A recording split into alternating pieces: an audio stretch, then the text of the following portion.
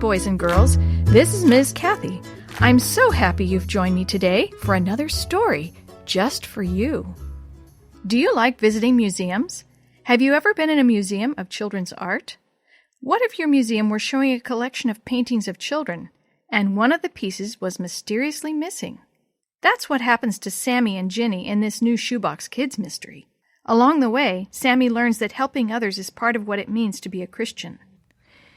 Chapter 6, Secret Service.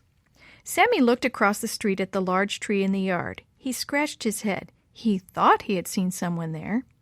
"Hey, Sammy, get busy!" Chris yelled from across the lawn. Sammy turned back to his work and soon had a large pile of leaves in front of him. With all of them working, it didn't take long to rake the thousands of leaves into several large piles. Willie, Mr. Teller, Chris, Dee Dee, and Sammy filled a dozen large bags with the leaves. Then the kids carried them to the back of the pickup and tossed them in. "Where are you taking these leaves, Mr. Teller?" Sammy asked. "Willie's grandfather has a mulch pile that he uses to fertilize his garden each spring," Mr. Teller explained. "Some leaves have too much acid to make good mulch, but these will do just fine." Sammy looked up to the porch and caught himself. He hardly recognized it. Not only had Maria, Jenny, and Mrs. Wallace cleaned all the windows, they had swept the front porch floor and cleaned all the cobwebs off the beams above the porch. "That looks fantastic," Sammy said. "Mrs. Sheckly won't know it's her house." "Yeah," Jenny said, looking up and taking a deep breath. "I just wish we could repair the hole in the porch that I made here the other day." "Hey, guys, I think they're coming!" shouted Willie, whose wheelchair sat on the sidewalk. He stared down the long street. Mr. Teller loaded the last bag into the pickup. "Good timing, kids. We are just finished. Let's quickly put the tools in the van. Then Mrs. Wallace and I will move the van and truck." "You kids can go hide in the bushes over there and see what happens," Mrs. Wallace said as she picked up her cleaning supplies and threw them into the back of the pickup. Half a minute later, the van and pickup zoomed away, and the Shoebox Kids were safely hidden behind some bushes across the street. Willie had to duck down in his wheelchair to be hidden and yet be able to see. "There they are," Jenny whispered loudly. A blue station wagon pulled into Mrs. Sheckly's driveway and stopped.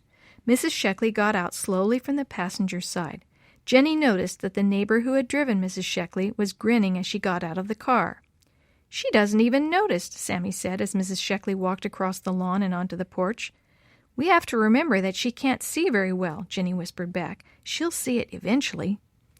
As if in response to Jenny's comment, Mrs. Sheckly stopped at the top of the stairs, almost as if she had forgotten something. She looked around at the clean windows and the swept floor and ceiling. Then she turned and looked at the yard.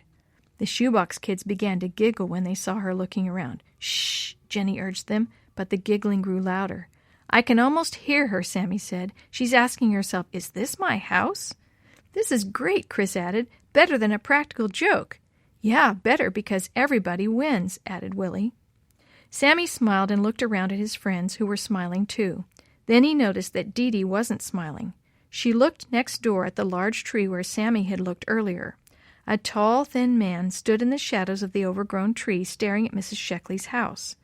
"That's the same man I saw coming out of the rose bush in her backyard," Dee Dee said.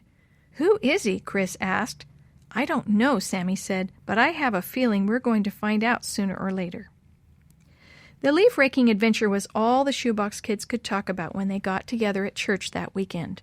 After the lesson, Mrs. Shoe gave them time to share their story. "That was so great," Chris said. "We've got to do it again." "Yeah, maybe we could do the backyard next time," Willie added. "Of course, we'd need machetes and a jungle guide."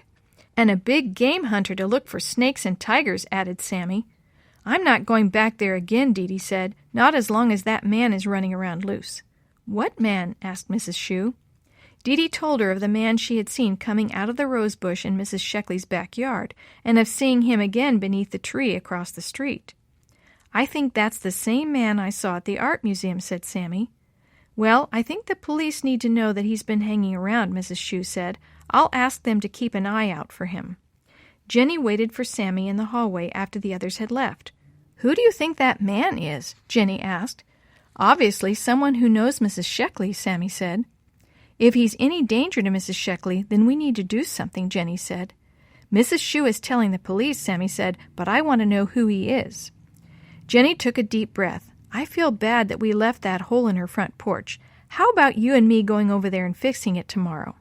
Sammy thought for a minute, then nodded. I can bring my grandfather's hammer and nails. We might not be able to patch it like a real carpenter would, but we can keep other people from falling in the hole, too." Jenny and Sammy got permission to go over early the next morning and try and patch the hole Jenny had left in the boards. Sammy took several short boards with him, as well as a hammer and nails. The two of them crept onto the front porch as quietly as they could. Jenny carried the hammer and nails while Sammy balanced the boards. She watched as Sammy held one board against the hole, then another. All the time he was mumbling to himself. "What are you mumbling?" Jenny whispered. "Grandfather wouldn't let me use his power saw, so I had to collect a bunch of boards and hope that one of them fits the hole you left here." Sammy pulled off a loose piece of flooring that stuck out at an angle.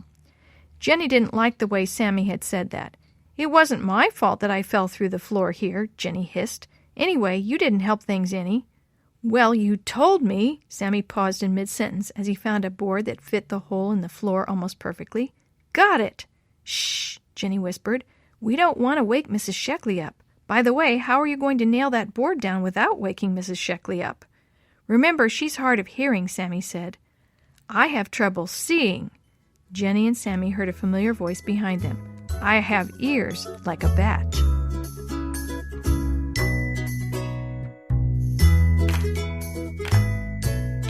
The story you have heard today is a chapter of the Shoebox Kids, Book 5, The Broken Dozen Mystery, written by Glenn Robinson, edited and created by Jerry D. Thomas, and used with permission from the Pacific Press Publishing Association. If you're interested in any other books published by the Seventh-day Adventist Church, please visit AdventistBookCenter.com or call 1-800-765-6955.